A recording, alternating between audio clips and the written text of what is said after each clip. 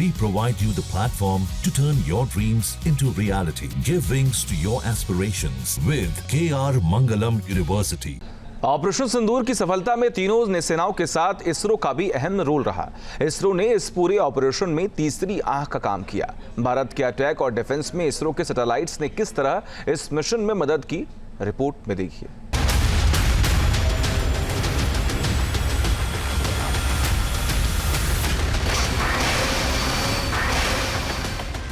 Operation सिंदूर में भारत की तीसरी आंख का double role.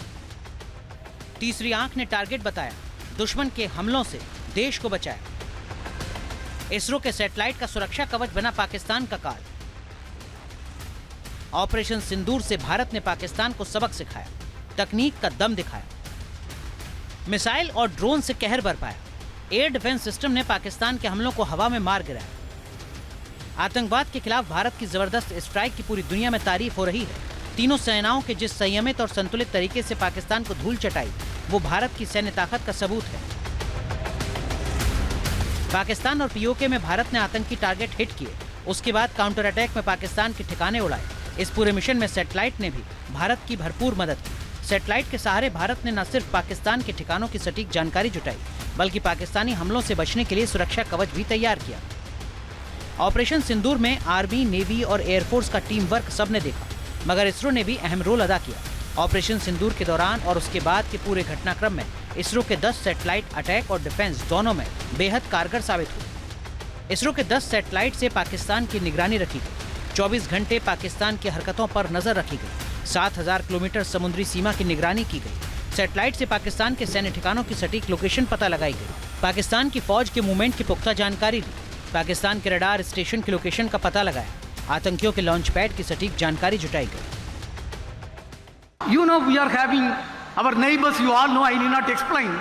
If we have to ensure safety of this country, we have to really serve through the satellite. We have to monitor the entire 7,500 kilometer seashore area, we have to monitor. And the entire northern part, we have to monitor continuously. Without satellite technology, without drone technology, we cannot achieve that. Today I am happy to inform that at least 10 satellites are continuously working, 24/7 working for the strategic purpose to ensure safety and security of the citizens of this country. Pakistan के साथ तनाव के बीच देश की सुरक्षा पर इसरो ने जो रोल अदा किया, वो दुश्मनों के दांत खट्टे करने के लिए बेहद मददगार रहा। देश की सुरक्षा के लिए इसरो आने वाले दिनों में कई और कदम उठाने वाला है। भारत की सीमा सुरक्षा को और भी मजबूत करने के लिए इसरो एक नया सैटेलाइट लॉन्च करने जा रहा है। इसका नाम RISAT-1B है।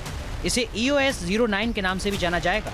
RISAT-1B एक खास रडार इमेजिंग सैटेलाइट है। यह हर मौसम में काम करता है, मतलब चाहे बारिश हो, बादल हो या रात, ये धरती की तस्वीरें ले सकता है। इसमें C band synthetic aperture radar लगा है। ये रडार बहुत ही अच्छी क्वालिटी की तस्वीरें लेता है। अक्सर जो कैमरे वाले सैटेलाइट होते हैं, वो खराब मौसम या रात में ठीक से तस्वीरें नहीं ले पाते, लेकिन RISAT-1B हर परिस्थिति में काम करेगा। इसरो ने ऑपरेशन सिंदूर में तो अहम रोल अदा किया ही, अब नए सैटेलाइट के जरिए सीमा सुरक्षा के लिए भी पुख्ता तैयारी की जा रही है। भारत का रुख बहुत साफ है कि हम पहले किसी को छेड़ते नहीं, और अगर कोई छेड़ेगा तो उसे छोड़ेंगे नहीं। भारत बता चुका है कि दुश्मन अगर कोई गुस्ताखी करेगा तो उसका अंजाम क्या हो सकता है।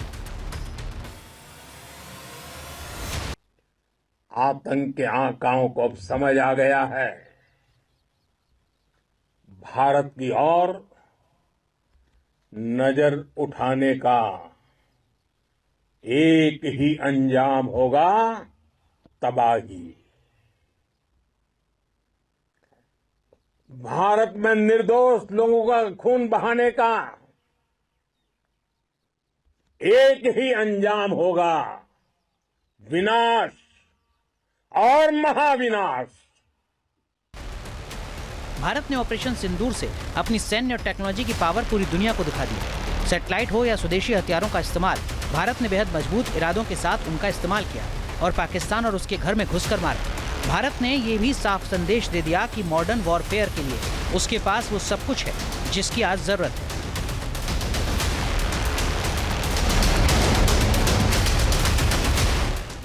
न्यूज नेशन अब व्हाट्सएप पर खबरों की ताजा अपडेट के लिए न्यूज नेशन के इस QR कोड को स्कैन करें।